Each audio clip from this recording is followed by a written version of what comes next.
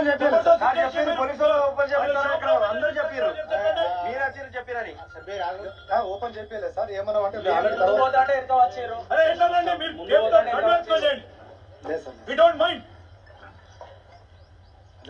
అంటే చచ్చిపోతా ఉన్నారండి ఈ గుండా ఇదంతా చచ్చిపోతా ఉన్నారు ఎవరు జవాబు చెప్తారు మాకు ఈయన గుండాయిజం గురించి మాట్లాడుతుండే ఈయన సొక్క పూసట ఒక లేడీ ఆమె పాపం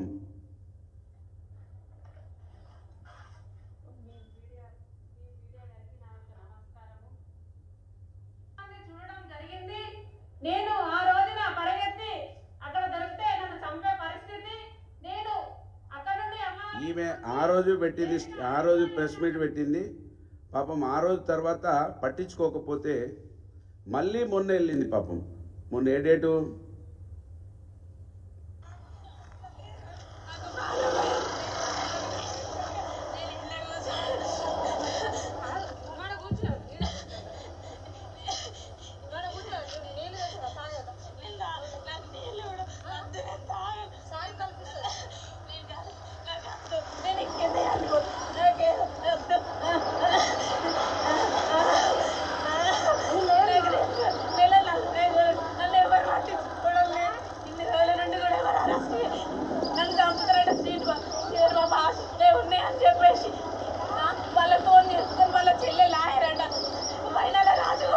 విన్నారు కదా ఎమ్మెల్యే తమ్ముని పేరు తీసుకొని ఆమె మాట్లాడుతూ ఉన్నది. పోలీసులను ఏ విధంగా వాడుకుంటుర్రో ఎమ్మెల్యే తమ్ముని పక్కకి ఎంత పెద్ద ఫోర్స్ ఉన్నదో చూడండి. ఎమ్మెల్యే తమ్ముని పక్కకు ఫోర్స్, మంత్రిని ఎమ్మెల్యే తమ్ముడికి పోలీస్ ఎస్కాట్లు, పోలీస్ పహారా, ఈ పహారా మధ్యలో మంత్రిని ఎమ్మెల్యే తమ్ముడు తిరుగుతూ ఉంటాడు.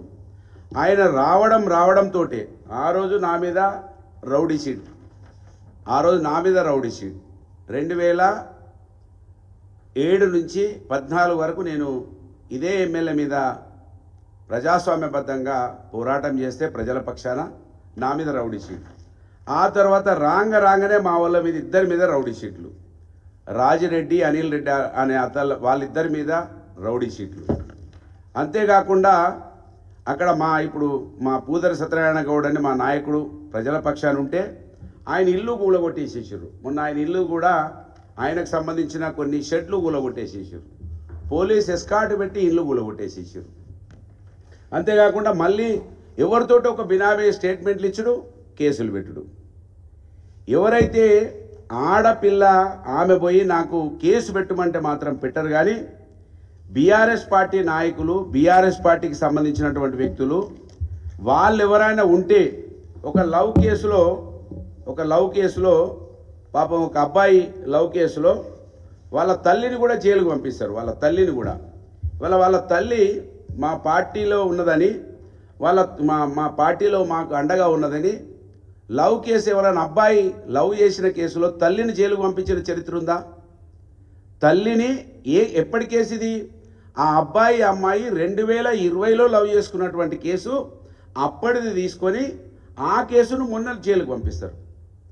అంటే ఏ విధంగా అరాచకాలు జరుగుతున్నాయో ఇవాళ మంత్రిని ఎమ్మెల్యే హైదరాబాద్ కేంద్రంగా చాలా సౌమ్యునిగా ఆ రోజు మాట్లాడండి కదా, రౌడీయిజం, గుండాయిజం. మరి అలా రౌడీయిజం లేదు, గుండాయిజం లేదు కదా. పాపం ఒక ఆడపిల్ల నన్ను బతికించండి డబ్బులు తీసుకున్నాడు, వాడుకున్నాడు మీ యూత్ కాంగ్రెస్ నాయకుడని ఆమె పోలీస్ స్టేషన్ ముందర కూర్చొని విజ్ఞప్తి చేస్తున్నది, ఎమ్మెల్యే పేరు తీసుకుంటున్నది. అయినా కూడా పోలీసుల నుంచి స్పందన లేదు. కనుక ఇవాళ పోలీస్ డిపార్ట్మెంట్ ఈ తెలంగాణ రాష్ట్రంలో ఎవరికి పనిచేయాలి, ఎవరికి పనిచేస్తున్నది? పోలీస్ స్టేషన్కి వెళ్తే అసలు కనీసం బీఆర్ఎస్ పార్టీ అనే పేరుతో ఎవరైనా కనబడితే వాళ్ళకి ఎంట్రన్స్ కూడా లేదు.